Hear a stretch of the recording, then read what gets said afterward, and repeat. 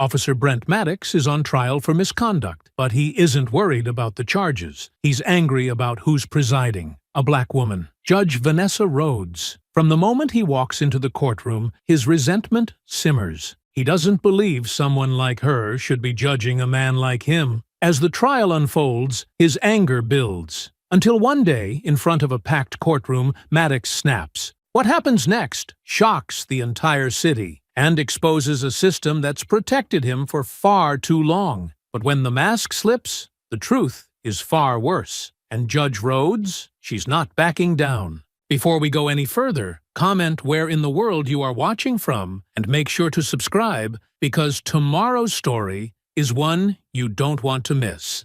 The marble pillars of the Charleston Federal Courthouse stood tall beneath the thick morning clouds, the sun struggling to break through as if it, too, was reluctant to witness what the day would bring. Inside, tension moved like humidity, slow, suffocating, and impossible to ignore. Courtroom 2B hadn't seen a crowd like this in years. Staffers who had no business there found excuses to stay.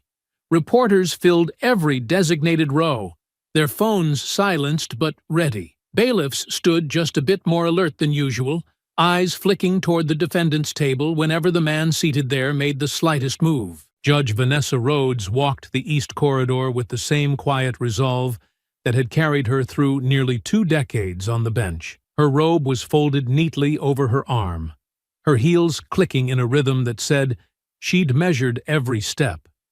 Not because she needed to, but because people like Brent Maddox expected her to stumble. She passed 2 clerks whispering near the stairwell.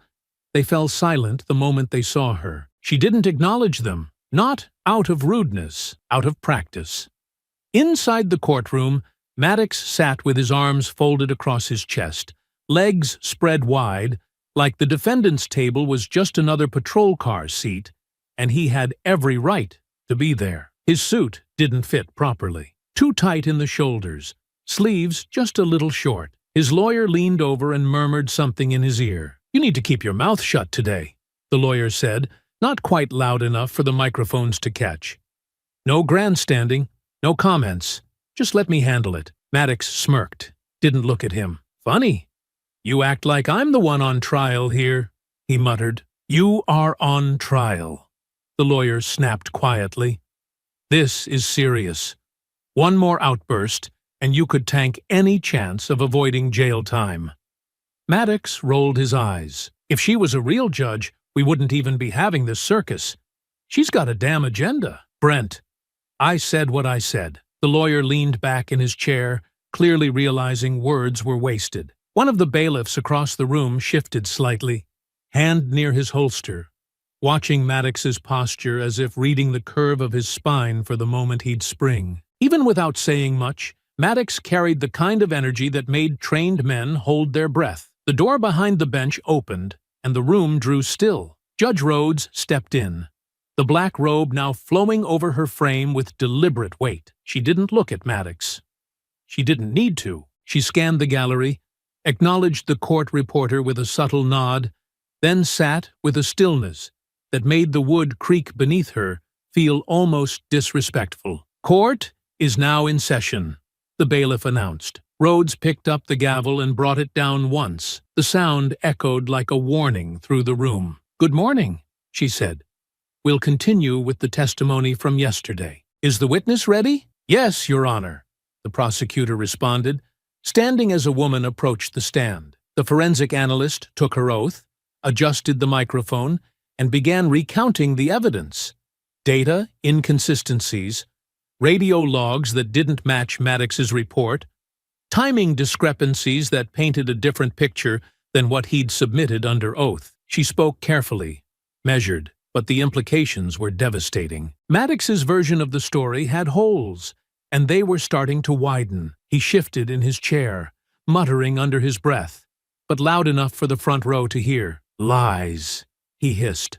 "All of it." The judge's eyes flicked down toward him. "Mr. Maddox," she said calmly, "you'll remain silent during testimony." He leaned forward slightly, voice low and bitter. "With all due respect, Your Honor, how am I supposed to sit here and let this happen?" "You're here to listen," she said without pause, her voice neither sharp nor soft, just certain. "Your counsel will have a chance to cross-examine shortly." Maddox smirked. "Sure. Like that'll matter." One of the bailiffs took a step forward. Rhodes raised a hand, not to silence Maddox, but to halt the officer. She didn't need backup. Not yet. The prosecutor continued, asking about the recovered dash-cam footage and inconsistencies between the audio logs and the body cam submission. The analyst explained how sections were missing, likely edited. Maddox stared at her, jaw clenched. "She's guessing," he said louder. "She wasn't there." The judge leaned in just slightly, still seated. "Mr. Maddox, I won't tell you again. You will not interrupt this proceeding. If you cannot control yourself, I will have you removed." That shut him up, but only on the surface. His eyes locked on Rhodes now, not in deference, but in challenge. There was something unsettled about his stillness, something that hadn't been there yesterday. His fingers tapped against his thigh. His foot bounced once and stopped. His breathing had changed. Judge Rhodes saw it. She didn't show that she saw it, but she did. And what she felt in that moment wasn't fear. It was preparation. She had seen this kind of quiet before. Not the kind that settled a room. The kind that waited for a spark. The witness stepped down. Rhodes glanced at the clock. "We'll take a 10-minute recess," she said. "Cross-examination will resume afterward." The gavel struck once more. As the courtroom emptied in low murmurs, Rhodes remained behind the bench for a moment, her eyes lingering on the man at the defense table. Maddox was smiling now, but not like someone amused, like someone who thought he'd already won something. She rose and walked back to her chambers, her expression unchanged. But beneath the surface, her mind was already working through every variable, not just because Maddox was dangerous, but because men like him always believed that fear would bend the rules in their favor. And if he was planning to make his move, he hadn't yet realized who he was facing. The courtroom filled slowly after the recess was called, but the weight inside the room had changed. Where there had once been idle curiosity, reporters scribbling notes half-heartedly, bailiffs half-watching the gallery, there was now the quiet pull of unease, like the air itself was waiting. The kind of tension that didn't come from anything obvious, but rather from something under the surface, something that hadn't happened yet, but felt dangerously close. Maddox was already seated, unmoved since the last gavel. His hands rested on the table, but his fingers twitched every few seconds like they were searching for something to hold. His lawyer returned last, tightening his tie and glancing at his client like a man who had already lost the argument 3 times before lunch. "You're going to answer nothing more than what's asked," he said in a low voice as he leaned in. "Let me do the work." Maddox didn't even look at him. "She thinks she's clever. She's a federal judge," the lawyer said. "And if you don't keep your mouth shut, she's going to bury you without lifting a finger." Maddox snorted. "We'll see." When Judge Rhodes returned, she moved with the same steady pace she always did, her robe brushing behind her as she walked. She took her seat, nodded once, and looked out over the room like she was measuring the temperature before speaking. "You may proceed with your cross-examination," she said, eyes landing briefly on the defense table. The lawyer stood. His questions were sharp, measured, and clearly rehearsed. He tried to undercut the forensic analyst's earlier claims, pushing back on timelines, questioning the data interpretations, hinting at procedural gaps. But none of it landed with the weight he hoped for. The analyst remained composed, her answers unwavering, and every attempt to discredit her only seemed to highlight the steadiness of her testimony. Maddox didn't like it. He began shifting in his seat, mumbling things under his breath that no one could quite make out, but the tone was unmistakable.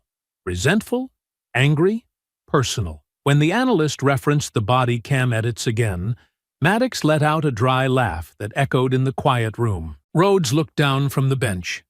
"Mr. Maddox, I'll remind you once again that you are not to interrupt." He turned slightly, loud enough now for everyone to hear. "I'm not interrupting. I'm reacting. There's a difference." The judge didn't blink. One more remark and you'll be removed from the room. That is your final warning." He leaned back, arms folded, a smile flickering across his face like he'd just heard a joke no one else understood. The analyst stepped down. The next witness, a sergeant who had filed a formal complaint against Maddox years earlier, was called. As the man took the stand, a few heads turned in the gallery. This part hadn't been expected. Even Maddox sat up a little straighter. The prosecutor wasted no time. "Sergeant Diaz, you filed an internal complaint in 2019. Is that correct?" "Yes." "And what was the nature of that complaint?" The sergeant shifted slightly. "It was about Officer Maddox. I documented a use-of-force incident I believed was excessive. I also reported that the body cam footage he submitted had been tampered with. I was later told that no action would be taken. Do you recall who reviewed that footage?" "I do. It was processed by the same internal affairs investigator who later resigned in 2021. Maddox shook his head, muttering again, "This is garbage." Rhodes gave him a sharp glance. "Mr. Maddox." But Maddox was already moving forward in his seat. "No, come on, this is a joke. That man hated me. Everyone knew it. Now we're going to act like he's some honest broker?" "Mr. Maddox," the judge repeated, her voice firmer now. "You are out of order." The sergeant hesitated mid-sentence. The prosecutor raised a hand, signaling for pause. "I should have known," Maddox said louder now. "The moment I walked in and saw who was sitting on that bench. This whole thing was cooked from the beginning." The room tensed. Reporters began writing faster. One of the court officers took a half-step forward, but the judge raised her hand again, stopping him. "You want to talk bias?" Maddox went on, laughing now, but it was a hollow, bitter sound. "Let's talk about yours, Your Honor. Let's talk about how every decision you've made has had one goal. Take down the white cop who doesn't bow. Isn't that it?" "Mr. Maddox," Rhodes said again, no louder than before, but now with a calm that felt almost surgical. "This is your final opportunity to compose yourself." He stood. The gallery gasped. The sound of a chair scraping back on polished wood shot through the room like a gunshot. "You think I'm scared of you?" Maddox snapped. "You think because you wear that robe and sit on that bench, you get to judge me? I've bled for this city. I've worn the badge you people spit on.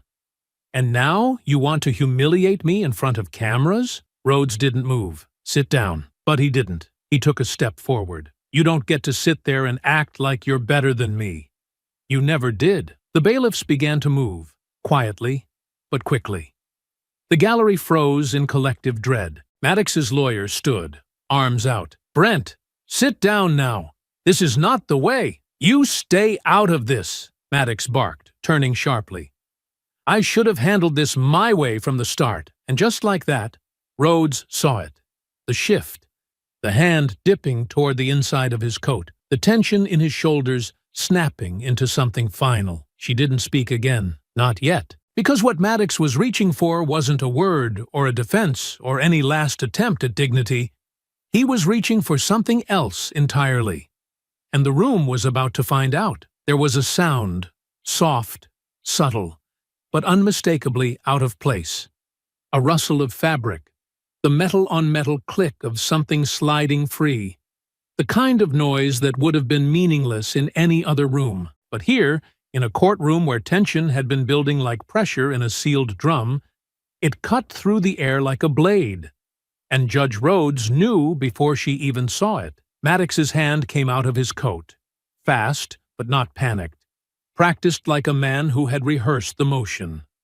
In his grip was a matte black handgun, small but heavy, no doubt chosen for concealment and impact. It rose into the air with a slow, deliberate finality, as if the weapon had been waiting just as long as he had. The room didn't move. Not at first. Gasps rang out, sharp and broken. A scream from the gallery, quickly silenced by instinct rather than bravery. A reporter dropped her pen.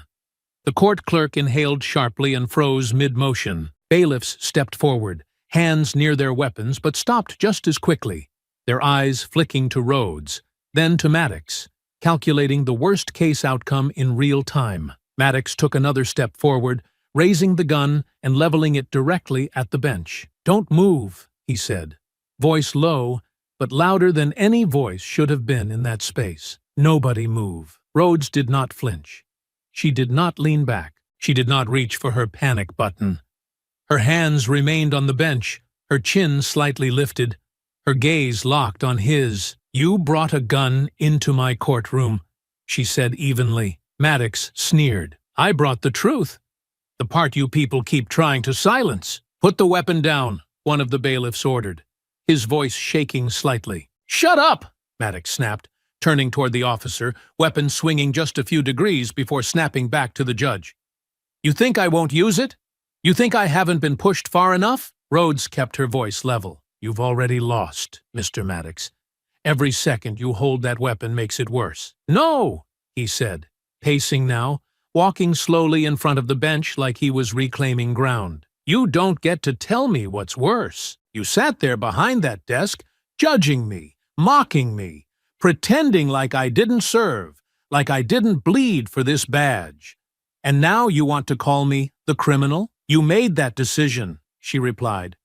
"You weren't forced. You think this trial was justice? You think this wasn't rigged the moment they put someone like you in that chair?" There was silence. And then Rhodes spoke, not with anger, not with panic, but with the kind of quiet that made people listen. "You're afraid." Maddox stopped moving. His jaw clenched. "Excuse me," he said. "You're afraid," she repeated.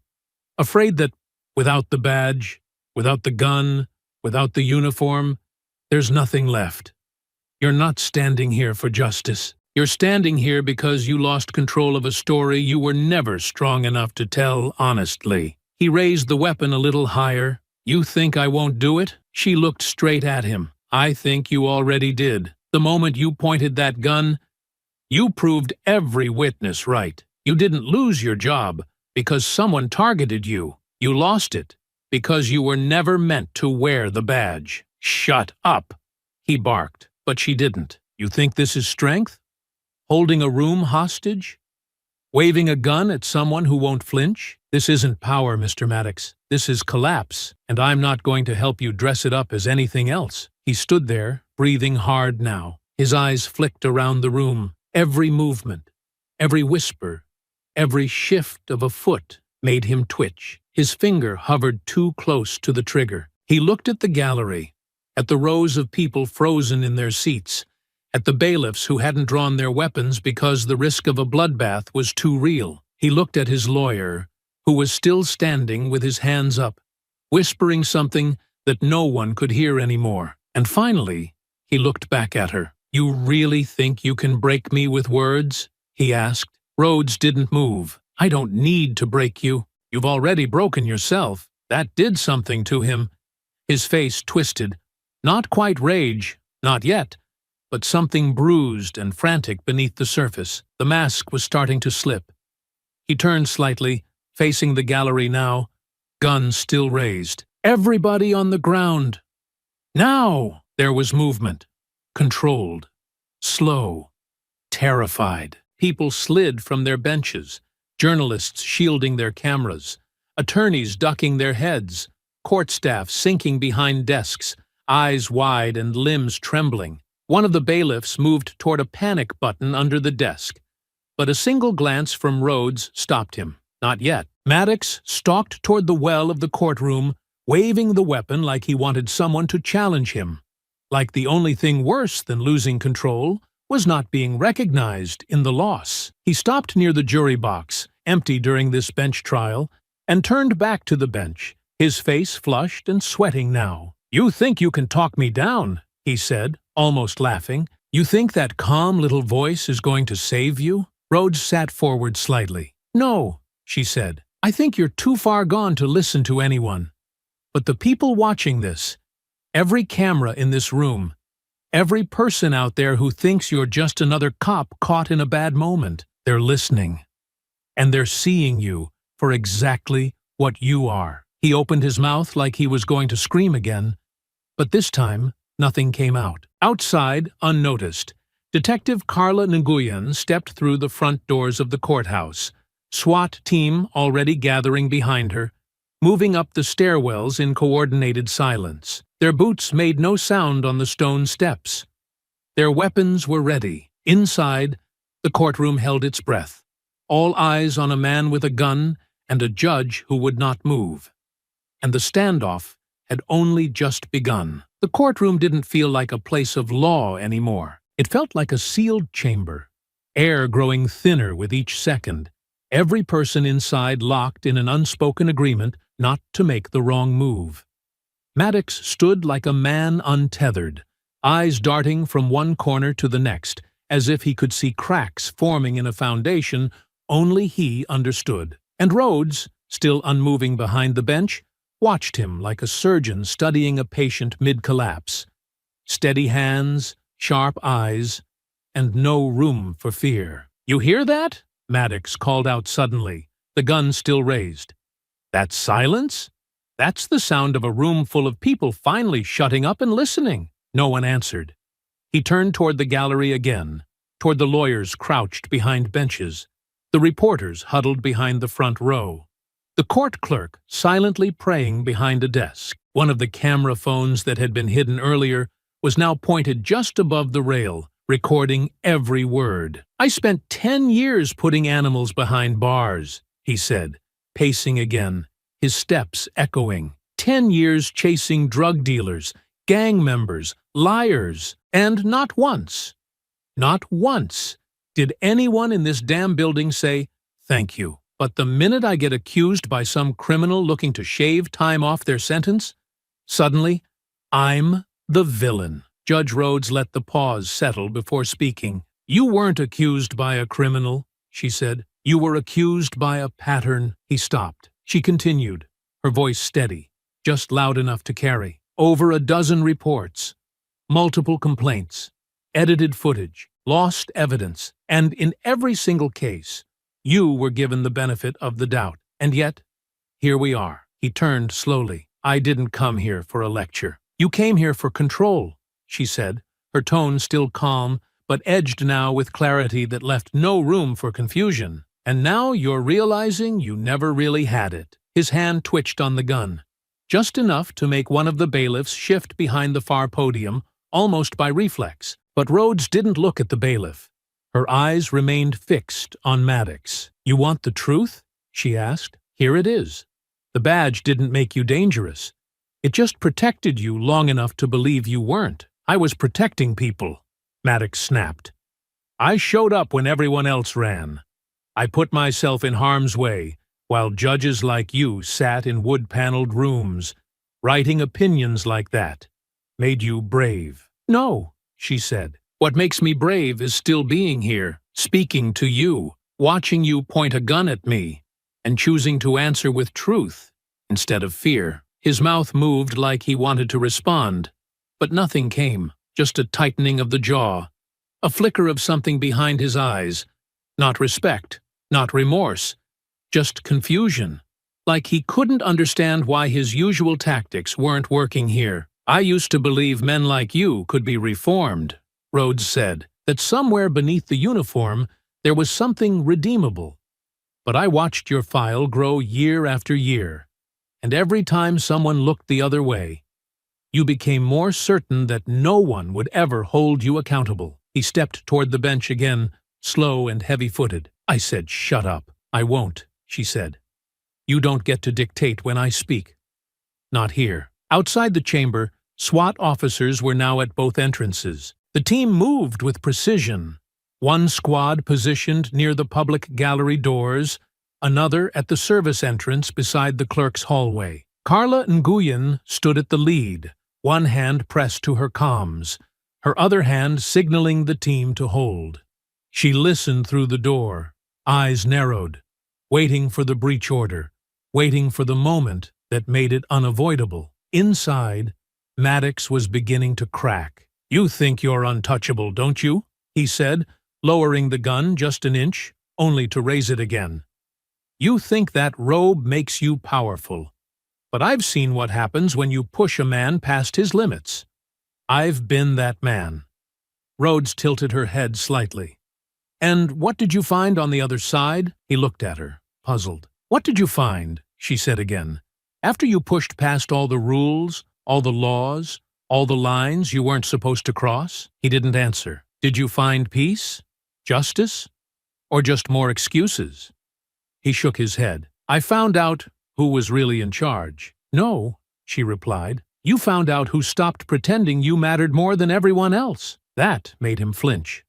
Just slightly, but it was enough. The mask was slipping again. His breath came heavier, faster now, his eyes wild but unfocused. And the longer he stood there, the more the room could see it. The rage wasn't righteous anymore. It was hollow. It wasn't about justice. It was about a man terrified that the story he told himself about who he was no longer held weight in a room full of people who had stopped believing it. You don't know what I've seen, he muttered. Maybe not, she said, but I know what you've done. He looked down for the first time since the gun came out. His grip didn't loosen, but the edge of his stance shifted, shoulders sagging, weight leaning back. The crowd remained silent, watching this strange, slow collapse unfold not through violence, but through words that struck deeper than any physical blow could. You should be scared, he said quietly, more to himself than anyone else. Rhodes straightened her shoulders. No, I should be angry. That it took a gun pointed at my head for the world to see what you really are. Outside, Carla gave a silent signal to her team. Almost. They were seconds away now, heartbeat close. But inside, Rhodes hadn't moved. She didn't need to, because every word she spoke brought the walls in tighter.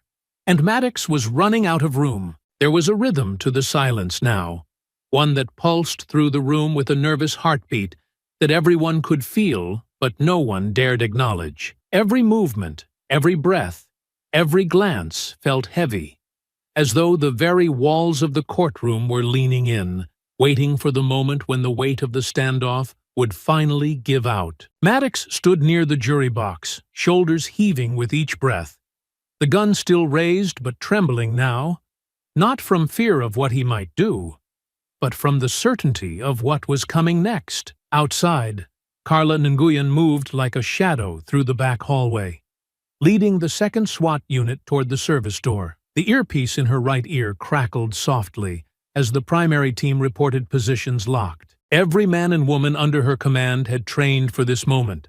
High-risk breach, armed suspect, civilian presence. But this was no drill. This was the kind of moment where split seconds meant life or death.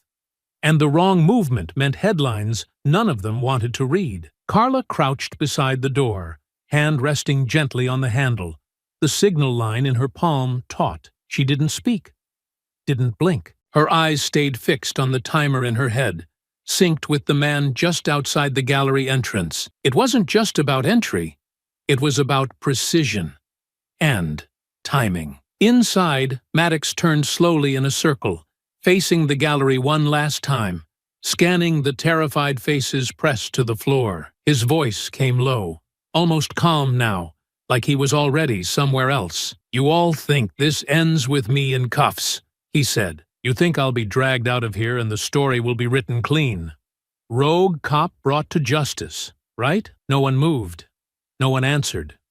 Only Rhodes spoke. You're not the one who gets to write the ending. He turned toward her again, eyes narrowed. No, I'm not, he muttered, but maybe I get the last word. He took one step forward. Then another. I was supposed to be protected, he said, louder now. I did what I was told. I kept the streets in line. And for what? So people like you could smile on your high horse while I got spit on in mine? You were never asked to abuse your badge, Rhodes answered, voice steady, but you chose to. And when the system gave you a second chance, you made it worse. He raised the gun higher, hand shaking now, not from nerves, but from the weight of knowing the window was closing. Outside, Carla raised her fingers, 3, 2, 1, and dropped them fast. The breach was instant. Both doors burst open at once, wooden frames crashing against the walls as black-clad officers surged into the room with tactical precision, rifles raised, shields forward, commands echoing in clipped shouts. Drop the weapon! "Get down! Hands where we can see them." Maddox froze, not from fear, but from realization. His eyes went wide. He didn't move to fire. Not yet. He just looked around, watching the swarm of officers closing in from both sides, each one moving in perfect formation, weapons locked on him with deadly purpose. He took one shaky step back, gun still raised, as if trying to retreat into a corner that no longer existed. "You think you win now?" he said, his voice suddenly cracking. "You think this fixes anything?" Rhodes stood slowly behind the bench, her hands never moving far, her expression unchanged. "This isn't about winning," she said. "This is about ending what should have ended a long time ago." And for a second, just a breath, he looked like he might surrender. His gaze dropped, his body slackened. The gun lowered just a few inches, but then he looked at her, and something in him snapped. He raised the weapon one last time and aimed it straight at the bench. And he fired. The sound of the gunshot cracked through the courtroom like a lightning strike, sharp and brutal and final, cutting through the shouting and commands with terrifying clarity. Time didn't slow, it shattered. The SWAT officers surged forward, but in that one moment, between the flash of the muzzle and the echo still bouncing off the marble walls, every single person in the room felt the same terrible question bloom in their minds. Had she been hit? Judge Rhodes didn't fall. She didn't cry out. She didn't even stagger. She stood behind the bench exactly where she had been before the shot rang out, her robe unshaken, her expression hard to read. One of the bailiffs gasped, stepping toward her without thinking, only to stop when she lifted her hand slowly. Not in pain, not in panic, but in control. "I'm fine," she said, and her voice, though quieter than it had been, cut through the noise like a commandment. He missed. Behind her, embedded in the mahogany panel of the bench just inches to her right, a dark hole smoked quietly. The grain of the wood split and blackened around it. 1 inch closer, and the bullet would have passed through her chest, but it hadn't. And now it was over. Maddox didn't get a second shot. The moment the recoil sent his arm back, the first officer reached him from the right flank, slamming into his side with a shield and driving him backward into the jury box. Another officer followed, grabbing his gun hand and twisting it upward as 2 more moved in behind, forcing him down with brutal efficiency. He didn't resist. There was no fight left in him. His face hit the floor, one arm pinned under a knee, the other pulled behind his back as metal cuffs clicked tight around his wrists. One of the SWAT team's boots kicked the gun away, far, hard, clattering across the floor until it stopped at the foot of the prosecution's table. Carla Nguyen was the last one through the door, stepping over the edge of the breach line just as the chaos died. She looked straight at Rhodes, then at Maddox, who was still breathing hard into the floor, face pressed to the polished wood. The fire in him finally burned down to ash. "Suspect is secured," one officer called out. "Medical team on standby," another said behind her. Carla moved closer to the bench. "Judge Rhodes," she said cautiously, "are you sure you're not hurt?" Rhodes nodded once, her breath finally coming back into rhythm. "I'm sure." But when she looked down at the bullet hole in the bench, her hand briefly hovered over it, not trembling, not shaken, just acknowledging it, like marking a place where the world almost split. She turned back toward the room, scanning the faces still crouched behind benches, under desks, along the walls. A reporter in the second row still held her phone up, recording without even realizing her fingers had locked. The court clerk was crying softly but trying to hide it. A bailiff was calling out names to check for injuries. There was blood, none of it hers, but a gash on the forearm of one SWAT officer where splinters from the bench had hit during the shot. She spoke again, not loudly, not theatrically, but with a voice that recentered the entire space. "Everyone can rise. The immediate danger has passed." People began to move slowly, uncertainly, like survivors stepping out of wreckage, unsure of what still might fall. Maddox had been lifted to his knees now, his wrists cuffed behind him, his face bruised from where it had hit the floor. He didn't look at anyone. He didn't speak. His silence now was not a choice. It was all that was left. Rhodes came down from the bench. She didn't rush. She didn't stumble. She simply moved, as if every step mattered more now, as if the air around her had grown heavier, but her spine had only straightened. She stopped in front of him. He didn't raise his head, and she didn't offer him the dignity of a word. Instead, she turned to Carla. "I want a full record pulled," she said. "Every complaint, every case he touched, everything the department kept off paper." "We're already on it," Carla answered, her voice low. "I've got 2 officers scrubbing internal files now." "Good. I want eyes on every name that signed off on his performance reviews. I'll make sure it happens." Rhodes looked back toward the gallery, where the press had already begun composing headlines in their minds. "This isn't over," she said. Not to the cameras, not to the court, but to herself. "This is where it starts." And with that, she walked past Maddox, past the shattered illusion of control he had built around himself, past the smoking hole in the bench he thought would silence her, and out through the same doors she had entered from at the beginning of the day. Only now, she was carrying something far heavier than a gavel. She was carrying the truth, and this time it was going to make noise. The courthouse was quieter the next day, but it was not calm. Where there had once been whispers of scandal and passive interest in a routine misconduct trial, there was now a storm of flashing cameras, reporters calling out names, and courthouse staff moving with the urgency of people who understood the weight of what had just happened. The glass doors at the front of the building were marked with fingerprints and smudges, from the crush of media that had gathered before sunrise, hoping to get a glimpse of the judge, the shooter, or the growing fallout that had already begun to spread. But Judge Rhodes didn't come through the front. She entered through the side, her head low, coat buttoned to the collar, and a plain folder tucked beneath her arm. No robe, no escort, just quiet purpose. The folder held the first 20 pages of Maddox's internal record, what little of it had ever been made official. Redacted complaints, suspended reviews, a handful of citizen reports marked resolved without explanation. It wasn't enough to build anything solid. Not yet. But it was enough to confirm what she already knew. Someone had been protecting him. She stepped into her chambers and closed the door behind her. The light overhead buzzed faintly, and the clock on the wall clicked forward with a sound she usually ignored, but now couldn't stop hearing.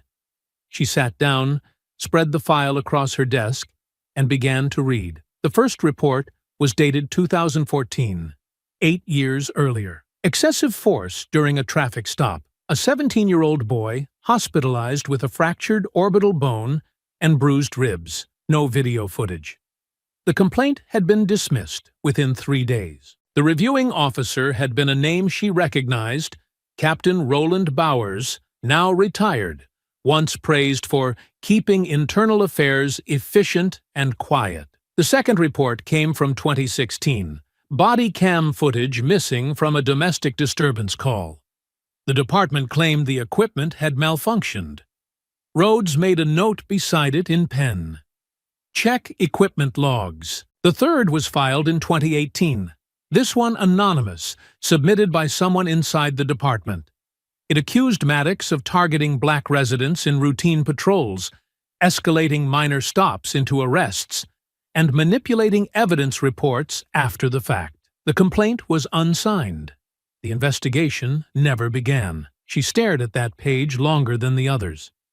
Then she reached for the phone. "Get me Tiffany Hall," she said, when her clerk answered. "Tell her I'm ready to talk." It didn't take long. The young reporter had been covering courthouse assignments for years, but this was the first time the judge had ever called her directly. She arrived with a notebook in hand and her phone already recording. "I'm not giving you a press statement," Rhodes said as soon as she walked in. "This is not about headlines. I want the record put together, fully, chronologically. Everything public, everything they buried." Tiffany sat down, eyes wide, and nodded. I've already pulled some of the older reports, she said. There are patterns, but they're hard to see without the internal files. I have some of them, Rhodes said, and I'm going to get the rest. The reporter looked at her, uncertain. How? The department's not going to open its doors just because you asked. They won't have a choice, Rhodes replied. Not after what happened. Not with this much light on them now. By the end of the day, they had a full board sketched across the judge's back wall. Dates, names, complaint numbers, and empty spaces that marked the parts still hidden. It wasn't just Maddox. The same investigators kept showing up in multiple reviews, the same supervisors who marked serious incidents as no action needed. It formed a quiet chain, thin but unbroken, winding its way through a department that had learned how to erase problems without ever solving them. Carla Nguyen arrived that evening with her own folder in hand. I brought everything we could pull without a warrant, she said, dropping the file beside the growing pile. It's worse than I thought. Rhodes looked up. Go on. There are overlaps, Carla said. Maddox wasn't just protected, he was moved. Every time something serious happened, he was reassigned. 3 precincts in 5 years, each one farther out from oversight, each one with fewer questions asked. And no discipline, Carla shook her head. A few letters in his file. Probably just for show, but nothing that stuck. Rhodes stood slowly and moved to the wall, eyes scanning the chart they had built. I want everyone connected to his performance reviews flagged, she said. Supervisors, training officers, complaint investigators. I want their records opened and cross-checked. I'll get started, Carla said. But if you're planning to go public with this, you're going to make enemies fast. Rhodes didn't hesitate. I'm not worried about enemies, she said. I'm worried about silence. Carla watched her for a moment, then nodded. When she left, Rhodes stood alone in the room, facing the wall of reports and red lines, her arms folded tightly across her chest. The bullet hole in the bench upstairs had been patched, but the image still lingered in her mind. How close it had come, how quickly it had all turned, how much of this had been hidden beneath polite court decorum for years. She didn't feel triumphant. She felt awake. The next step would be harder. She knew that. This wasn't about one man anymore. This was about the system that kept his hands clean and his badge shiny long after he should have been stopped. And she was going to drag every name, every signature, and every silence into the light, one by one. The holding facility sat just south of the city, past the courthouse and beyond the quiet sprawl of government buildings that always looked emptier than they were. From the outside, the structure was plain, just beige walls, narrow windows, and a tall chain-link fence topped with concertina wire. But inside, it was dense with rules, echoes, and the dull throb of fluorescent light that never truly dimmed. It was the kind of place designed not to punish, but to grind down the hours until punishment became a form of routine. Judge Rhodes arrived without announcement, without a press escort, and without security detail. She carried only a manila folder in her hand and the same steady calm that had become her signature. The officer at the gate didn't ask why she was there. He didn't need to. Everyone in the building already knew. Maddox was waiting in the visitor's room when she entered, seated on the far side of the table, one wrist cuffed to the bolted steel bracket that jutted from the floor. He was dressed in standard-issue beige, and though he hadn't been there long, the weight of confinement had already started to show. His beard was growing in uneven. His posture had changed. The anger was still there, but it no longer sat on top of him. It had sunk deeper now, closer to bone. He looked up when she walked in, and though his mouth twisted into something that might have once passed for a smile, his eyes were dull and hard. "Well, well," he said, "the great Vanessa Rhodes. Come to gloat?" She sat across from him without flinching. "I don't gloat." "Right," he said, chuckling low in his throat. "You're the noble kind. The robe-wearing queen of justice, just making sure the world knows how brave you are." She opened the folder but didn't look down at it yet. "You're going away for a long time. You know that. He leaned back as far as the cuff would let him, his free hand resting flat on the table. You think I don't know how this ends? They'll bury me, throw away the key, make me the face of every bad cop in the country. Like I built this system myself. You didn't build it, she said, but you lived off it. And now, you're going to help tear it down, he scoffed. You really think I'm going to help you? I don't need your help, she said. I already have your file. I have your disciplinary reports. I have the names of every officer who signed off on your behavior, every supervisor who buried a complaint, every training officer who passed you despite the warnings. And one by one, they're going to answer for it. Maddox tilted his head, smiling again. So you want to be a crusader now? Big cleanup act. Wipe the whole slate. Except you and I both know the truth, Judge.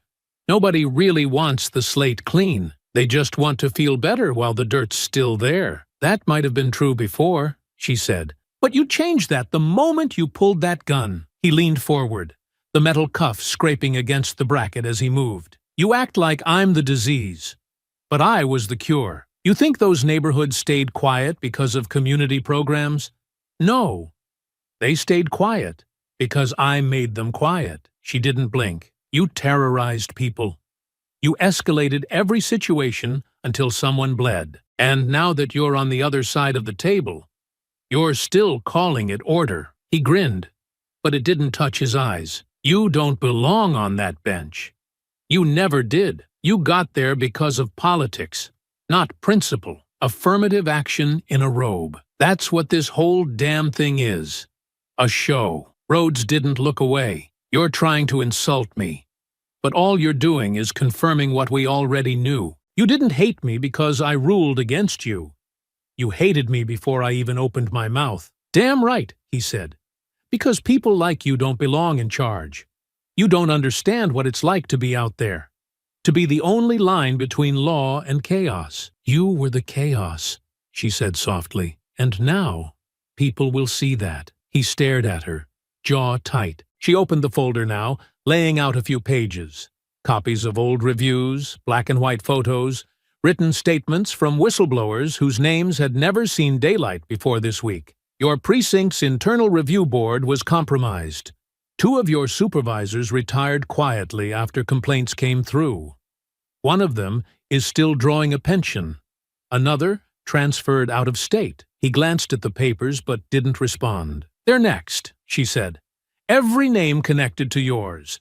Every officer who covered for you, ignored what you did, or signed their name to a lie so they could keep their unit numbers clean. They're all going to fall. Big words, he muttered. Not words, she said. Process. He shook his head slowly, the weight of it all sinking in despite himself. You think any of this really changes anything? It already has, she replied. You used to be a cop who thought the badge made him untouchable. Now you're just a man in a cage. He laughed again, but this time it sounded thin, even to him. You want the truth, Judge? He asked, voice dropping low. The real reason I did what I did? It wasn't about the trial. It wasn't about justice. I just couldn't stand the thought of being judged by someone like you. You, sitting up there? Like you earned it. She stood then, calmly closing the folder and lifting it under one arm. I did earn it, she said, voice quiet, but firm. And now I'm going to earn something else. Accountability. Real accountability. Not just for you, but for every man who sat beside you, nodding along, every one of them who thought your hatred was just part of the job. She turned and walked toward the door. He called after her. One last time. You'll never clean it all up. It's too big, too deep. She paused at the door and looked back over her shoulder, eyes steady. Then I'll dig deeper. And she left him there, alone, cuffed to a table, surrounded by the silence he once mistook for power, as the walls around him began to close for good. The story broke 3 days later. It wasn't sensational, and it didn't lead with the headline most expected. There were no capital letters shouting about a disgraced officer or courtroom chaos. Instead, it was a quiet, surgical article published under Tiffany Hall's byline, nestled into the front page of the city's most read digital news outlet. And it began with a question. How does a man with 12 misconduct complaints, 3 formal use of force allegations, and missing footage in half a dozen cases stay in uniform for over a decade? The answer came not in accusations, but in details. Real names, real dates, quiet transfers, buried reports. The piece didn't focus on Maddox himself. It focused on the chain. One supervisor had retired early and left the state. Another was promoted to a training position and quietly reassigned after an internal audit that no one could now seem to find. Internal Affairs, it seemed, had mishandled at least 5 of the cases tied to Maddox, some of which had never even made it to the review board. The public response wasn't loud at first. It was cautious, but by midday, the article had spread far beyond Charleston. By evening, Rhodes's chambers had received over 24 requests from state officials, legal analysts, and national journalists, asking whether a formal inquiry was being opened. She didn't answer them. Not yet. She had already begun. The wall in her office had changed. What began as a simple sketch of connections had grown into a full layout of names, photos, and review documents. Red lines traced the movements of key players, chiefs, commanders, union representatives. The more she read, the more she understood the pattern. Maddox was only the visible tip of something deeper. An entire structure of men who learned how to keep their records clean, not by doing their jobs better, but by learning which doors to close and which voices to ignore. Carla stood beside her, arms folded, scanning the board with a look that had grown more focused each day. "We found the clearance memo from the 2018 traffic stop," she said. "The one where Maddox tackled the teenager into the sidewalk. They claimed the body cam malfunctioned." "And did it?" Rhodes asked. "No. The footage was never uploaded because the officer assigned to it flagged the incident as unremarkable before the system auto-synced. They used a loophole that allows delay if the footage is non-essential." Rhodes shook her head. "How many others use that same loophole?" "Too many," Carla said. "We're sorting through them now, but they all tie back to the same internal affairs supervisor, Captain James Keller." "Keller," Rhodes repeated. "I've seen his name 3 times this week." 4, Carla corrected. "We found one more this morning." Rhodes stepped back from the board, looking at the red lines, at how often they led to Keller's name, and how many reports he signed off on without further review. Her eyes moved to another corner of the board, where Tiffany had tacked up copies of scanned emails. Communications between precinct leads and district officials discussing optics, liability risk, and one phrase that stood out more than the rest. "If Maddox makes another mistake, we need to get ahead of it this time." They had known. They hadn't just missed signs. They had prepared for the fallout, weighed the damage, and let him keep going anyway. Later that afternoon, Tiffany arrived again, this time with a flash drive in her hand and a look on her face that told Rhodes she hadn't come just to talk. "I've got 3 more whistleblowers," she said, sitting down without waiting for permission. 2 of them are still on the force. One's a retired dispatcher who was asked to reroute complaint calls in 2017. All of them say the same thing. It wasn't just Maddox. It was procedure. It was protection. Rhodes leaned forward. "Can they testify?" "Eventually. They're nervous, but they're watching what happens next. They want to see if anyone gets held accountable first." "They will," Rhodes said. "Starting now." That evening, she drafted the first formal memo to the State Commission on Judicial and Law Enforcement Conduct, requesting immediate administrative holds on 5 current officers pending review. She named Keller among them, and attached evidence from his pattern of sign-offs, failure to escalate reviews, and refusal to act on multiple early warning flags. She sent the memo without copying the department heads. The next morning, she received a terse reply from the district attorney's office. "This is premature. The officer in question is not under criminal investigation. These matters should be reviewed internally before external requests are filed." She read the email twice, then deleted it. Later that day, She walked into a closed-door meeting with the district attorney himself. Leonard Price, a man with careful suits, measured words, and a long habit of staying exactly 1 inch ahead of public outrage. "I've seen the memo," he said, gesturing for her to sit. "I'm not here to ask your permission," Rhodes replied. "Vanessa, let's be reasonable," he said, voice low. "You're making a lot of noise. Going public with internal failures, demanding files without protocol. This is going to turn into a political mess." "It already is one," she said. "And if you'd done your job the first time I flagged Maddox's record last year, we wouldn't be sitting here now." Price exhaled slowly, the kind of breath meant to sound thoughtful, but came off like stalling. "You're pushing this too fast." "No," Rhodes said, rising. "I'm moving at exactly the speed justice demands." And before he could respond, she turned and left. Outside his office, her clerk handed her a printed copy of Tiffany's second article, just published an hour earlier. The headline was simple: "Not just one badge, how a city protected its worst officers." It had already been shared 15,000 times.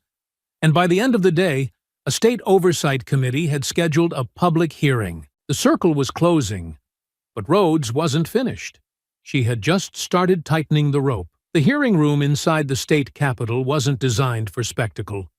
The wood-paneled walls, the sun-faded flags, the slightly crooked state seal above the head table, all of it gave the space a dry, bureaucratic feel, the kind of place where decisions were usually made behind closed doors and announced only when they could no longer be ignored. But on this day, every seat was filled before noon.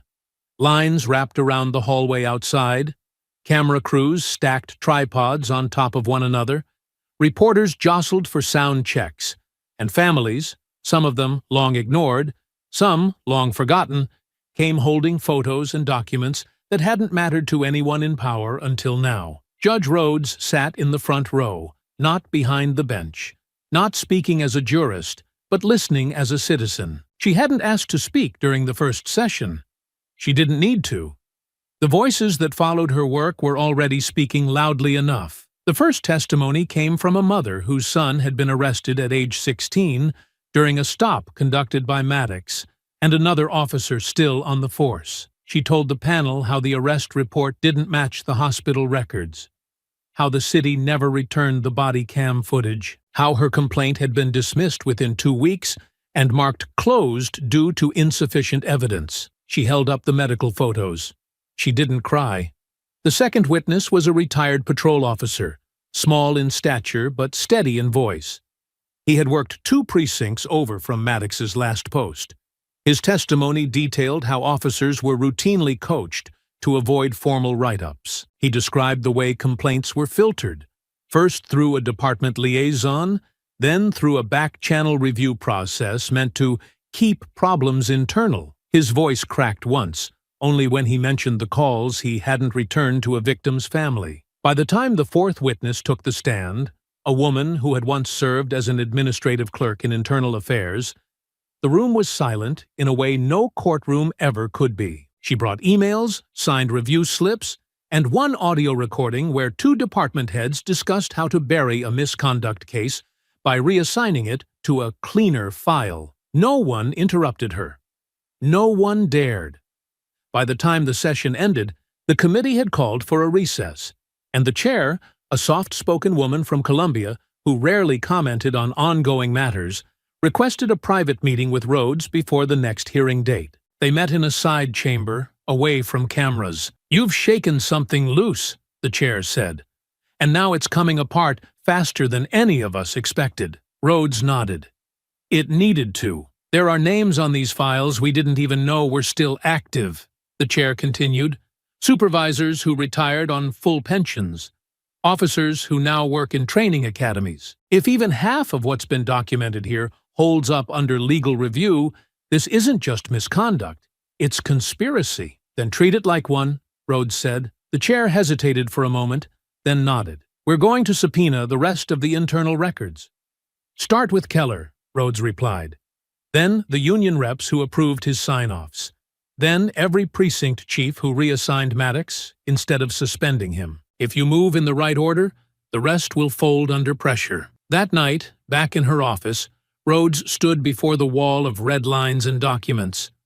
Carla had added new printouts, email records from the mayor's office, now under review for ignoring citizen complaints flagged by civil rights groups. Tiffany had posted an early draft of her next article on the corner of the whiteboard. The headline read, "How the City Paid to Stay Quiet." The subheading told the rest. 32 settlements, nearly $3 million, and a silence clause in every one. Rhodes exhaled slowly, her eyes scanning the names.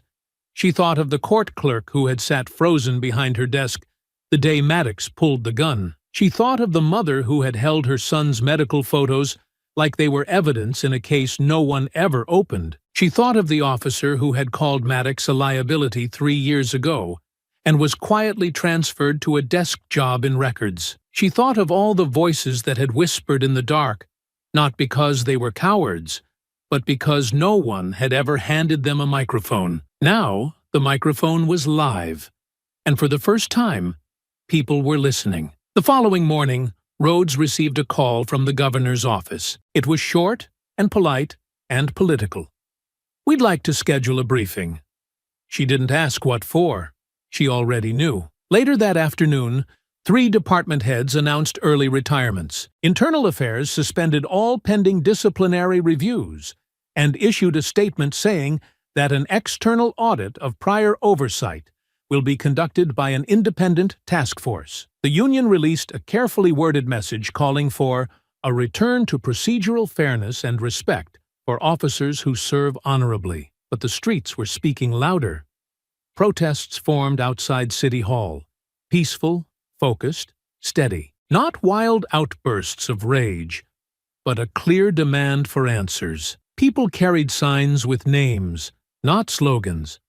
Names of men and women who were arrested, hurt, or silenced over the past 10 years under the protection of officers like Maddox. And Rhodes watched it all from her office window, her arms folded, her gaze unreadable. She had never wanted fame. She had never wanted recognition. She wanted accountability, and it was finally coming. Not in a headline, not in a verdict, but in the unraveling. And there was still more to pull loose. The hearing room was full again, not just with families and reporters this time, but with officials. Suits freshly pressed, expressions tense, words rehearsed. The district attorney sat at the edge of the head table, flanked by 2 department heads and a legal advisor whose name had not appeared in any of the press releases, but whose signature was quietly stamped across half a dozen review decisions from the past 10 years. A deputy police chief sat 2 rows back, his hands folded in his lap, eyes fixed on nothing in particular. The gallery behind them was lined with citizens, lawyers, civil rights organizers, and state observers. A few held up printed screenshots of internal emails. Others held names on white placards, the black ink bold and steady. Judge Vanessa Rhodes entered last, this time without her robe, wearing a black suit with no jewelry and no need for introduction. When she took the witness seat, the room fell into the kind of hush that didn't come from rules, but from respect. Genuine, quiet, and growing louder by the day. The chair of the Oversight Committee leaned forward. "Judge Rhodes, thank you for joining us again. We understand you've submitted additional records since the last session. Would you like to begin with a summary?" Rhodes didn't reach for notes. "I've submitted documentation connecting 8 officers to falsified reports, 5 supervisors to cleared misconduct files that were never reviewed by independent investigators, and 2 assistant DAs who approved case dismissals without notifying complainants," she said. "All of them connect back to Officer Brent Maddox.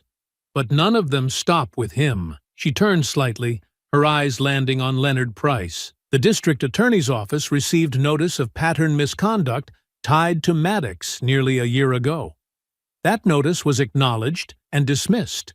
The department claims it was not significant. Yet, since that dismissal, we've uncovered video suppression, settlement agreements with gag orders, and internal guidance on how to frame complaints to limit legal exposure. Price didn't blink. He sat with his fingers steepled in front of him, like he was waiting for the storm to pass without getting wet. The chair looked down at her notes. "Mr. Price, would you like to respond?" He leaned into the microphone, his voice careful. "Our office takes allegations of misconduct seriously.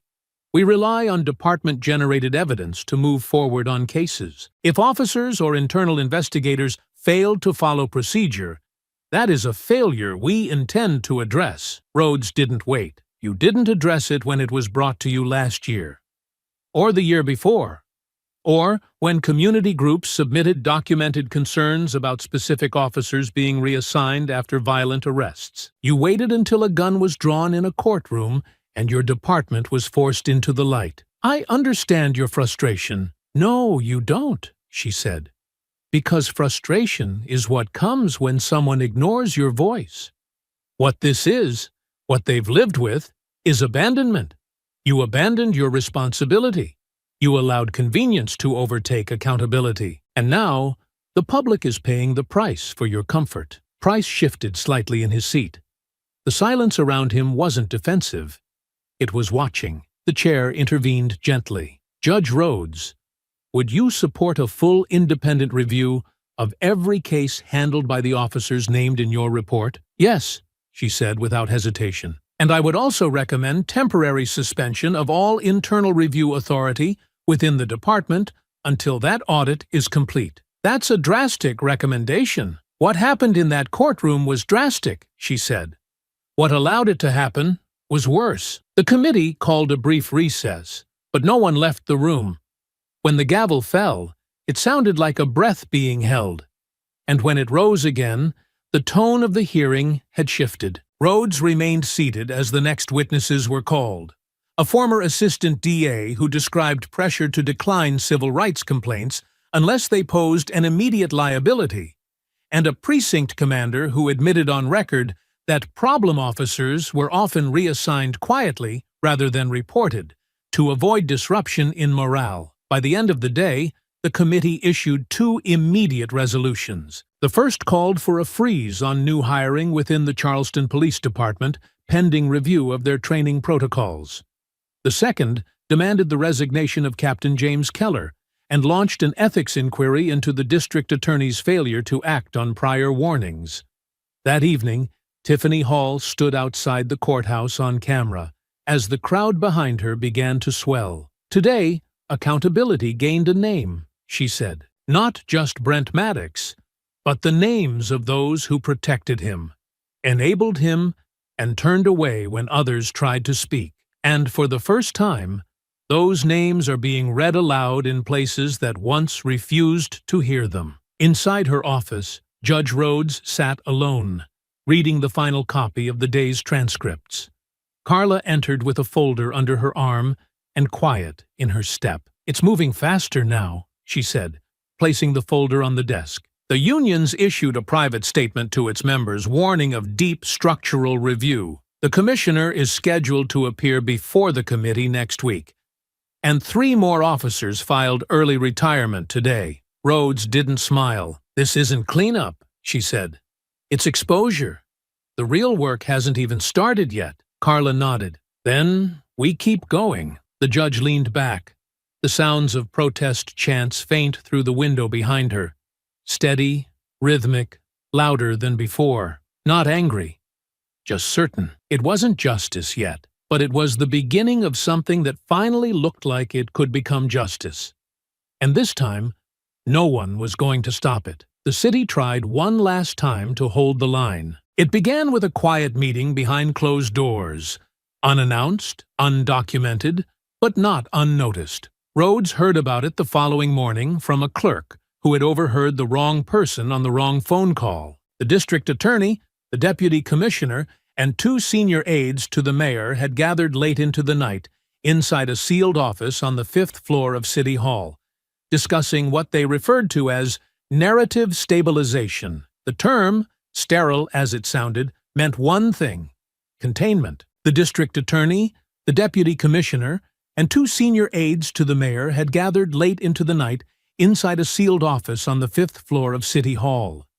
discussing what they referred to as narrative stabilization. The term, sterile as it sounded, meant one thing: containment. Not reform, not accountability, control. They knew they couldn't undo what had happened in that courtroom. They couldn't erase the hearings, the articles, or the resignations that had begun stacking up like dominoes in a city that had, for too long, insisted the board wasn't even real. But they were still trying to shape what came next. They hoped, perhaps, that the momentum would slow, that the crowds would shrink, that the public's attention would drift the way it so often did when real change took more than headlines. But that week, the crowd didn't shrink. It doubled, then tripled. What had started as scattered signs and cautious voices had grown into full blocks of people standing shoulder to shoulder, not yelling, not throwing, just being present. Firm, unbending, the way institutions had always assumed only they could be. And inside her chambers, Rhodes prepared for what she knew would be her most watched appearance yet.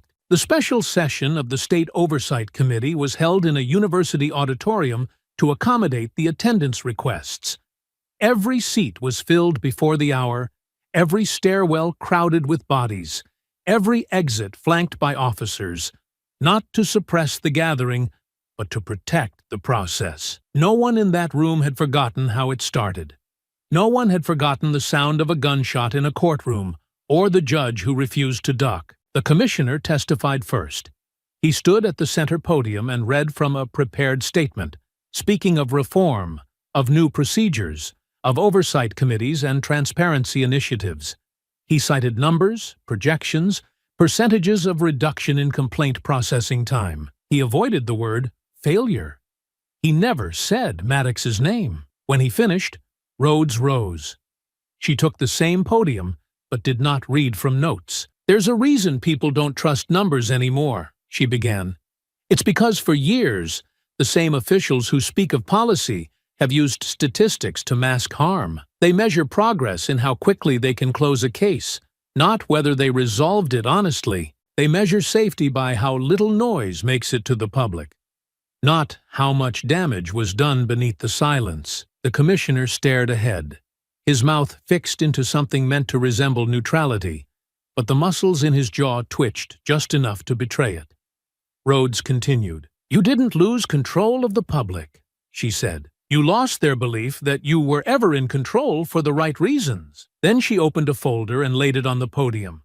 Printed statements, leaked memos, and formal grievances that had been ignored. She read a paragraph aloud. It was from an officer who had tried to file a complaint about Maddox 6 years ago. His file had been quietly reassigned.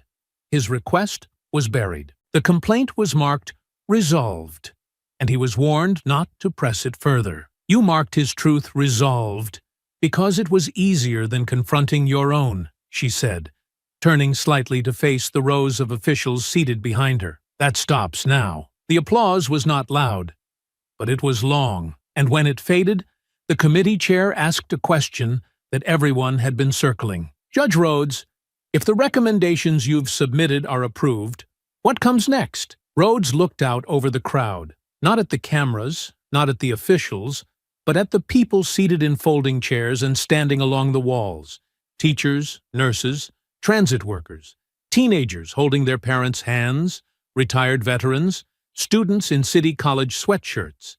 The people who had kept showing up when the institutions said it was too late. She answered simply. "We rebuild," she said. "With the truth at the foundation this time." That evening, the news didn't break. It surged. Not just in Charleston, not just in the state. National anchors read her words on air. Editorials began appearing within hours. Calls for inquiry reached departments in other cities. And still, Rhodes stayed off camera. She didn't accept interviews. She didn't host conferences. She walked into her office early the next morning, same as she had the morning before Maddox's trial began. The robe on the hanger, the same desk, the same window. But the city outside had changed. It was louder now. Not in sound, but in awareness.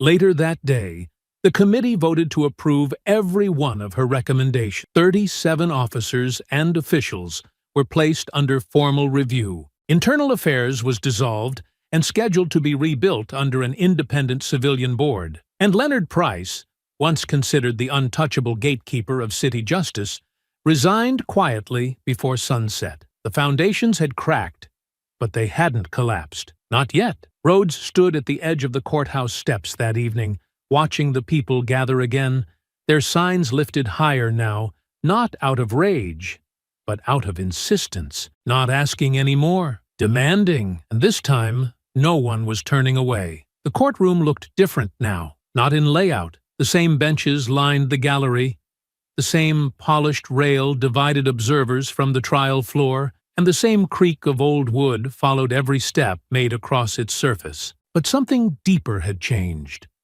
Something in the air, in the posture of those who sat watching, in the weight that once rested on silence, now replaced by a stillness that felt earned, not forced. Brent Maddox stood at the defense table in a plain suit, hands clasped in front of him.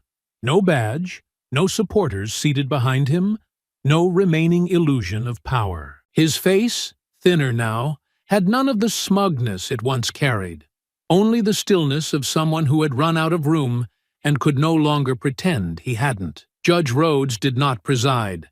She sat in the gallery, a quiet presence in a row filled with community leaders, former complainants, and journalists who had followed the story from the moment it left the courtroom in handcuffs and spread across a city that no longer agreed to look away. The case had been swift. The evidence had never been lacking. The footage, the weapon, the eyewitnesses, the intent. What had taken time was no longer proving guilt. It was finally acknowledging it. The prosecutor delivered closing arguments that required no embellishment. Maddox had pulled a firearm inside a federal courtroom. He had aimed it at a sitting judge. He had discharged it in front of over 30 witnesses. That alone would have secured a conviction. But the weight of what came after, the hearings, the investigations, the victims stepping forward with stories long buried, that added a context the jury could not ignore. When the foreperson stood and read the verdict, there was no gasp, no shouts, no outbursts. Only a quiet exhale. Guilty on all counts. Attempted murder of a federal judge. Brandishing a weapon in a secured government building. Assault with a deadly weapon. Terroristic threats. Resisting lawful arrest. Federal obstruction. He would not be eligible for parole. The sentencing hearing would follow in 60 days, but everyone in that room already knew. He would not walk free again. Rhodes did not shift in her seat. She did not smile. She did not close her eyes or bow her head. She simply watched, just as she had watched him the day he first pulled the gun, unmoved by the noise and unmoved by the silence, her focus resting on the truth of the moment and the work still ahead. After the verdict, no one rushed to the courthouse steps. There were no camera flashes bursting through the double doors. Instead, there was a different kind of response. Calm, grounded, organized. Outside, a group from a local advocacy organization passed out printed lists of new city reform policies. At the front of the building, a crowd of school teachers who had marched weeks earlier stood in line to sign a petition for expanded community review boards. And along the sidewalk, where protesters once held signs demanding justice, now stood volunteers from a new task force, gathering names of residents interested in participating in public safety roundtables. The shift was real. It was still forming, still fragile, but it was real. Inside her office later that day, Rhodes sat behind her desk, reading over the draft charter for the Civilian Review Board. Carla had left it there earlier with a note. This is what we said we'd reach. We're almost there. Tiffany's latest article had gone live that morning. It didn't lead with Maddox's name. It led with someone else's, the judge who didn't flinch. How Vanessa Rhodes helped turn a city toward accountability. The piece was long, deliberate, like her courtroom. It told the full story, not just of the incident, but of the years before it. The silence, the failures, and the steady hand that refused to let fear speak louder than responsibility. Rhodes had refused all interview requests, but Tiffany's article didn't need direct quotes. It told the story through impact. Later that evening, Rhodes received a call from Washington. The voice on the other end belonged to a U.S. senator who served on the National Judicial Reform Committee. "We've been following what's happened in Charleston. The hearings, the votes, the outcome." Rhodes listened, but said nothing. "We're putting together a task force, federal level. Judges, civil rights attorneys, former prosecutors. We'd like your insight, your leadership, if you're willing." She didn't answer immediately. She turned and looked out the tall window of her office, the city beneath her glowing orange from the last light of day. Below, traffic hummed, voices carried, and the hum of ordinary life continued, but different now, not untouched, just more aware. Finally, she said, "Send me the details." The call ended soon after. She stayed at the window for a long time, not thinking of herself, not thinking of Maddox. She thought about the people who had come forward, the names on the signs, the faces that kept showing up even when the weather turned cold and the cameras moved on. The silence that had once been the city's greatest defense, now replaced by a new, louder kind of stillness, one that did not come from fear, but from watching, listening, remembering. Maddox had fallen, but more importantly, the shield that had once protected men like him had cracked wide open.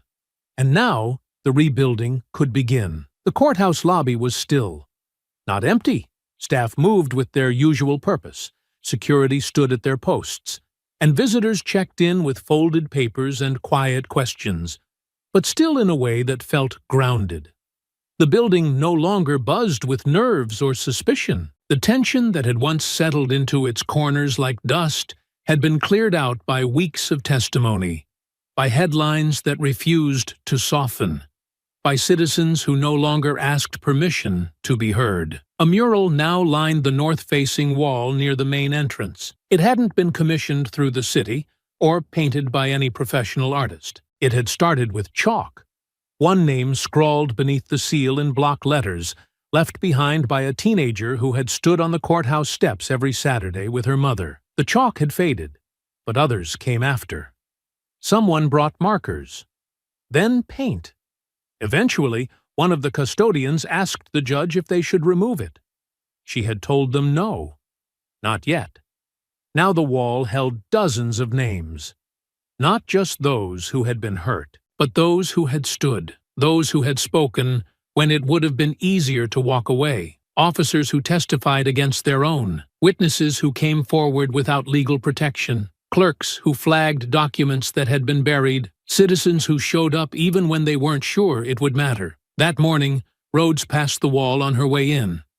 She didn't stop, not because it didn't matter, but because it was no longer about her. The names didn't orbit around the badge or the bench. They stood on their own now, and that, more than any ruling or resolution, told her what had changed. Inside her chambers, she reviewed the final draft of the Civilian Oversight Board's charter. The governor had approved it. Funding had been secured. Recruitment would begin within the week.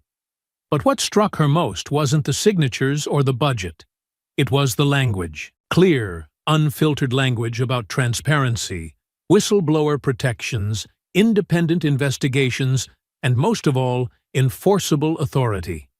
There were no loopholes, no vague promises, just structure, grounded, firm, and long overdue. Carla stopped by before noon, as she often did now. She brought with her a new set of reports, cases from other cities that had begun revisiting their own complaint structures after Charleston's hearings had gained national attention. Departments that had gone untouched for decades were now under review. Some were resisting, some were already reforming, but the ripple had started. "They're asking if you'll speak in Chicago next month," Carla said, placing the file down gently. "And Baltimore, and possibly L.A., depending on the vote that just went through." Rhodes didn't answer right away. She flipped through one of the reports. A familiar name caught her eye. An officer from a prior case, now under new review thanks to a witness who came forward citing Charleston's example. After a moment, she said, "Let them know, I'll think about it." Carla nodded, understanding the weight behind the simplicity of the answer. Later that afternoon, Rhodes stepped outside alone. The city was quieter than it had been in weeks, but not hushed, just more focused, like it was learning to listen differently. She walked a few blocks without destination, passing coffee shops and small storefronts where televisions played news reports with muted sound and closed captions.